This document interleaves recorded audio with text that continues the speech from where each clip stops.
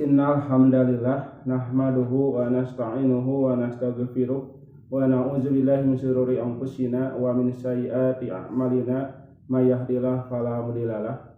Asyhadu an la ilaha illallah wahdahu la syarikalah wa asyhadu anna Muhammadan abduhu wa rasuluhu amma ba'du. Faqala Rasulullah sallallahu alaihi wasallam, Allahumma inni as'aluka ilman nafi'an wa rizqan thayyiban wa amalan mutaqabbalan.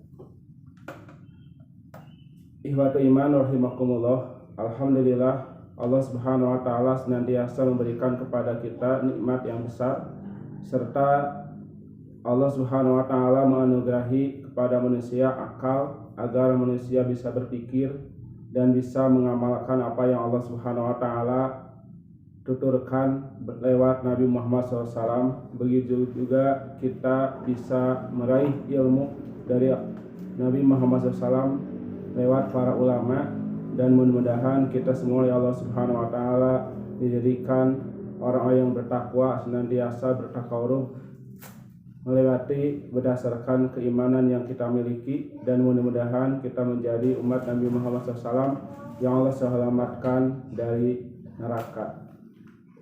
Sebagaimana Allah Subhanahu wa taala berfirman dalam beberapa ayat, di antaranya yaitu dalam surat Fatir ayat 28, Allah berfirman, A'udzubillahi minasyaitonirrajim, innama yakhshallaha min ibadihil ulama. Hanyalah yang takut kepada Allah Subhanahu wa taala di antara hamba-hambanya adalah ulama. Allah Subhanahu wa taala dalam ayat ini menggunakan kata innama, yaitu ayatul hasr. Maksudnya itu adalah hanyalah orang, artinya tidak semua orang, tetapi hanya orang yang al-ulama, yaitu yang memiliki ilmu. Begitu juga Rasulullah SAW kerap kali diantaranya pada waktu subuh, Rasulullah SAW sering berdoa kepada Allah Subhanahu wa taala dengan isi doa, Allahumma ya Allah, ini sungguh aku as'aluka, memohon kepadamu ilman nafi'an, ilmu yang bermanfaat, wa rizqan thayyiban, dan rezeki yang thayyib, wa amalan mutaqabbalan, dan amal yang diterima.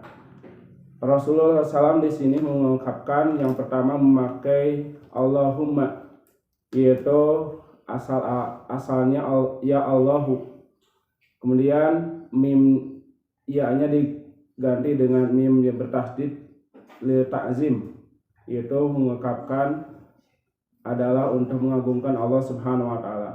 Kemudian Rasulullah SAW menggunakan kata as'alu, yaitu yang bisa diartikan di sini yaitu memohon atau meminta. Berbeda dengan ketika sa'ala diiringi dengan an, artinya bertanya. Sa'ala itu Rasulullah SAW anil biri wasilah. Nah, di situ mah artinya bukan memohon tetapi bertanya. Aku bertanya kepada Rasulullah tentang albir dan al-ismu. Begitu juga dalam ayat Al-Qur'an, yas'alunaka anis sahril haram. Nah, di situ ayat sa'ala yas'alu, tetapi kesananya an, artinya bukan memohon tetapi bertanya. Tetapi dalam hadis ini Rasulullah SAW langsung tidak memakai an. Maka di sini artinya bukan bertanya tapi memohon. Allahumma ya Allah, ini sungguh aku as'aluka, memohon kepadamu. Yang pertama yang Rasulullah SAW inginkan adalah yang Rasul inginkan dari Allah Subhanahu wa taala adalah ilman nafi'an, ilmu yang bermanfaat.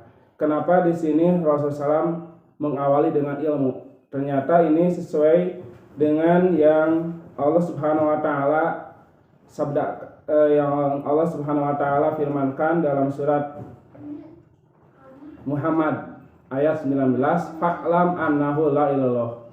Maka ketahuilah dengan ilmu bahwasanya Allah tiada Tuhan selainnya. Nah, di sini juga Allah Subhanahu wa taala mengatakan fa'lam, maka ketahuilah, bil ilmi, dengan ilmu. Fabada bil ilmi, maka dengan ilmu. Artinya Rasulullah SAW ingin segala sesuatu itu diawali dengan ilmu. Maka kita ingat dalam Bukhari ada khusus babun al ilmu qoblal qauli wal amal. Ada bab khusus dari Imam Bukhari yang menjelaskan bahwa al ilmu itu harus didahulukan sebelum mengucapkan sesuatu ataupun beramal. Sebagaimana Rasulullah SAW ataupun nabi yang lain pun tidak mewariskan kepada umatnya hanyalah ilmu. Sebagaimana dalam sabdanya, wa innal ulama'ahum warasatul anbiya, sesungguhnya para ulama itu adalah pewaris para nabi. Wal anbiya'a lam yarisu dinaron wala dirhaman, sedangkan para nabi itu tidak mewariskan dinar dirham, maksudnya tidak mewariskan harta. Walakin yarisul ilma, tetapi mereka hanya mewariskan ilmu. Begitu juga dengan Nabi Muhammad SAW. Dalam hadis lain disebutkan dalam riwayat Al-Hakim, taraktu fikum amroini lang tadilu bihima in tamasaktum. Kata Rasulullah SAW, aku tidaklah meninggalkan kecuali dua perkara. Lang tadilu, tidak akan sesat selamanya, in tamasaktum, jika kalian berpegang teguh bihima, kepada keduanya. Yang dimaksud yaitu kitab Allah wa sunnatan nabihi. Artinya tirkah Rasulullah SAW yaitu sama dengan tirkah-tirkah para nabi yang sebelumnya, yaitu warisul ilma. Hanya ilmu Rasulullah SAW itu adalah Al-Quran dan As-Sunnah. Jadi yang dimaksud dengan fa'lam annahu la ilallah, kemudian Allahumma inni as'aluka ilman nafi'an, itu pun adalah ilmu yang dimaksud adalah ilmu yang bersumber dari Al-Quran dan As-Sunnah, bukan ilmu secara umum. Oleh sebab itu Imam Ibnu Hajar Asqalani dalam Fathul Barinya beliau mengatakan yang dimaksud dengan ilmu di sini adalah ilmu syariah, yaitu di mana manusia mengetahui segala sesuatu yang mereka wajib untuk dilaksanakan, haram untuk ditinggalkan dan sebagainya. Yang dimaksud ilmu itu. Jadi ilmu agama, ilmu yang bisa menghantarkan manusia ke dalam surga, sebagaimana dalam hadis yang lain, waman salaka tariqan yatlubu bihi ilman sahalallahu ta'ala tariqan ila jannah. Dan barang siapa yang menyelusuri satu jalan untuk mencari ilmu, maka Allah Subhanahu wa taala akan mudahkan ia untuk ke surga. Begitu juga Allah Subhanahu wa taala dalam ayat tadi mengungkapkan innama yahsalaha min ibadil ulama. Hanyalah yang takut akan Allah Subhanahu wa taala di kalangan hamba-hambanya adalah ulama. Artinya yang dimaksud dengan orang yang berilmu adalah orang yang dengan ilmunya bisa takut kepada Allah Subhanahu wa taala. Sebaliknya, walaupun orang itu banyak ilmunya tetapi tidak takut kepada Allah Subhanahu wa taala, kabura maqtan indallahi an taquluna ma la taqulun. Allah Subhanahu wa taala mengingatkan bahwa justru kabura maqtan, alangkah sombongnya orang yang berbicara, ngomong, tapi la ta'lamun, mereka tidak mengamalkannya. Jadi yang dimaksud dengan ilmu nafi'an di sini adalah ilmu yang dimanfaatkan, maksudnya adalah ilmu yang diamalkan. Sebagaimana menurut Imam Al-Manawi dalam kitabnya Fiyad Al-Qadir, beliau berkata yang dimaksud dengan al-ilmu di sini adalah al-ilmu syariah bi amal, yaitu ilmu syariah yang diamalkan. Begitu juga menurut Imam As-Sanadi, ilmu yang bermanfaat adalah ilmu yang menjadikan amal. Berarti kalau ilmu itu hanya sekedar omongan, hanya sekedar mempintarkan, bukan termasuk ilmu yang bermanfaat. Tapi yang dimaksud ilmu bermanfaat adalah ilmu yang bisa diamalkan. Oleh sebab itu Rasulullah SAW mengatakan dalam hadis yang lain, man yuridillahu bihi khairan yufaqihu fidin. Barang siapa yang Allah kehendaki khairan, kebaikan, yufaqihu, maka ia akan difaqihkan fid dini, dalam agama. Yang dimaksud dengan yufaqihu fidin adalah ilmu itu setelah dipelajari kemudian dipahami, setelah dipahami menjadi amalan. Yufaqihu fidin itu seperti itu, bukan pintar dalam ilmunya tapi ternyata bisa mengamalkan ilmu itu walaupun sedikit demi sedikit. Maka oleh sebab itu kenapa Allah Subhanahu wa taala menurunkan ayat kepada Nabi Muhammad SAW dan dari Nabi kepada sahabat dengan sedikit-sedikit. Kenapa? Karena untuk mudah dipahami ayat tersebut, kemudian nanti mudah juga untuk diamalkan. Kemudian yang kedua yang Rasulullah SAW inginkan atau yang Rasulullah SAW mohonkan kepada Allah Subhanahu wa taala adalah warizqan thayyiban, rezeki yang thayyib. Maka sudah barang tentu pasti akan menjadi rezeki yang baik ketika ilmunya pun baik.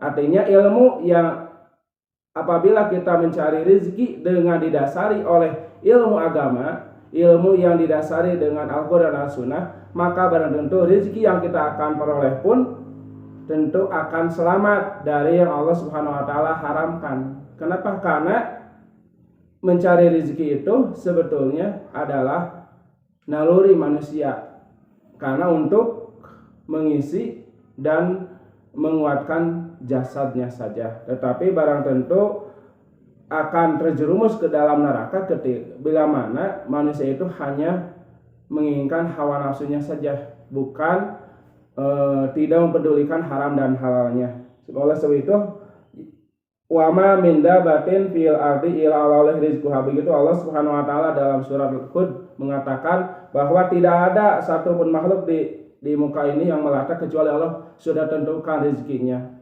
Artinya rezeki itu sudah tentu setiap orang itu, hanya kita bagaimana mencarinya dan bagaimana menyedekahkannya. Min aina iktisabiha, dari mana engkau mendapatkan harta tersebut, kemudian ke mana rezeki itu habisnya. Nah, dalam ungkapan ini warizqon thayyiban maksudnya adalah rezeki yang thayyib. Berarti rezeki thayyib itu thayyib juga cara meraih rezekinya, begitu juga cara mengeluarkannya atau menghabiskannya rezeki itu dalam kebaikan. Maka yang Rasulullah SAW pinta selain ilman nafi'an, tetapi juga rizqon thayyiban, rezeki yang thayyib. Karena buat apa kita mencari rezeki yang banyak tetapi kalau tidak thayyib? Bahkan thayyib di sini adalah maksudnya adalah yang halal, sebagaimana dalam wasiat Nabi Muhammad SAW kepada Sa'ad bin Abi Waqqas ketika Sa'ad bin Abi Waqqas ingin doanya diterima oleh Allah Subhanahu wa taala. Ya Sa'du atib mat'amaka, hei Sa'ad atib, maka atib thayyibkan mat'amaka, makananmu. Maksud atib di sini bukan baik secara jasmani yaitu higienis atau sehat makanan itu, tetapi juga harus terbebas dari yang haram. Maka akan mustajabah dakwah, akan doa kita akan diterima oleh Allah Subhanahu wa taala. Sebagaimana Allah Subhanahu wa taala ungkapkan juga dalam ayat yang lain, ya ayyuhalladzina amanu kulu min thayyibati ma razaqnakum. Kulu, hei orang-orang yang beriman, kulu hendaklah kalian makan min thayyibat. Jadi tidak semuanya yang halal kita makan, tetapi pilih min thayyibat yang baik untuk badan kita, untuk kesehatan kita. Tidak semua yang halal harus dimakan, tetapi ada kata-kata min thayyibat yang baik. Mimma razaqnakum, yang kami rezekikan. Artinya yang Allah rezekikan itu tidak semuanya harus dimakan, tapi pilih mana halal ataupun haram. Kenapa? Karena dalam hadis yang lain mengungkapkan dalam riwayat Abu Hurairah, Rasulullah bersabda, akan datang suatu masa pada manusia seorang tidak peduli lagi tentang apa yang ia lakukan, apa yang ia makan halal ataupun haram. Maka jelaslah kenapa dalam riwayat Bukhari disebutkan apabila ilmu itu sudah dicabut, ilmu agama, maka manusia akan tidak peduli lagi halal dan haramnya. Allah Subhanahu wa taala, Rasulullah SAW mengingatkan, inna min asrati sa'ah an yurfa'al ilmu wa yasbudal jahlu wa yasrabul khamru wa yajharu zina. Ciri-ciri atau tanda-tanda kiamat terjadi yaitu bila mana yang pertama al ilmu, yang dimaksud tadi ilmu agama, yurfa'u diangkat, wa yasbudal jahlu maka akan tetap al jahlu kebodohan mengenai agama, wa yasrabul khamru maka apabila ilmu agama itu sudah diangkat oleh Allah Subhanahu wa taala, maka manusia akan tidak lagi peduli terhadap halal dan haram, sehingga yang haram pun dimakan. Wa yazharu zina, begitu perbuatan jahat pun, perbuatan hina pun akan muncul. Oleh sebab itu, agar kita menjadi orang-orang yang tidak termasuk orang al-jahlu, yaitu yang bodoh dalam agama, sehingga kita harus mempedulikan apakah makanan, perbuatan yang kita lakukan ini baik atau tidak. Bukan sekedar untuk tubuh kita, tetapi kita lihat apakah ini akan menjadi neraka ataupun tidak. Oleh sebab itu Rasulullah SAW dalam doa ini yang kedua adalah diminta warizqon thayyiban, karena dari ilmu yang bermanfaat akan menghasilkan rezeki yang thayyib. Tentu yang ketiga yang Rasulullah SAW inginkan kepada Allah Subhanahu wa taala yaitu wa amalan mutaqabbalan. Jadi ilmunya sudah benar, kemudian maka akan melahirkan rezeki yang thayyib. Ketika rezeki dan ilmunya benar, maka akan melahirkan amalan mutaqabbalan. Sebagaimana dalam ayat Al-Qur'an surat An-Nahl ayat 97, Allah Subhanahu wa taala berfirman, "Man amila sholihan min zakarin aw unsa wa huwa mu'minun falyunaziyahu hayatan thayyibah." Barang siapa yang beramal soleh, baik laki-laki ataupun perempuan, dan dia beriman, nah ini dasarnya. Jadi dasar amal adalah iman. Dan hanya mengharap ridho Allah Subhanahu wa taala, sebagaimana juga dalam saum, man shoma ramadhana imanan wa ihtisaban. Jadi didasari dengan imanan wa ihtisaban, karena iman dan mengharap ridho Allah Subhanahu wa taala. Begitu juga dengan amal yang lain, amal secara umum harus dasarnya wa huwa mu'minun, harus berdasarkan keimanan. Maka Allah Subhanahu wa taala akan menggantikan hayatan thayyiban dengan hayatan thayyiban, kehidupan yang paling baik. Kenapa? Karena tadi kehidupan yang baik akan muncul ketika didasari dengan ilmu yang baik, ilmu yang bermanfaat, kemudian dengan dari rezeki yang thayyib, maka akan menghasilkan juga amal mutaqabbalan. Oleh sebab itu, amal yang diterima yaitu yang pertama apabila amal itu adalah ada perintah dari Allah Subhanahu wa taala. Wa ma umiru illa liya'budullaha. Tidaklah Allah Subhanahu wa taala memerintah untuk beribadah. Artinya ibadah itu harus ada perintahnya, tidak seenaknya. Karena ada hadis yang mengatakan man amila amalan laisa alaihi amruna fahuwa raddun. Barang siapa yang beramal tanpa ada perintah dari Allah ataupun Rasul, fahuwa raddun, maka amal itu adalah ditolak. Dengan demikian kita harus tahu mana diperintah ataupun tidak, tentunya tadi yaitu didasari dengan ilmu.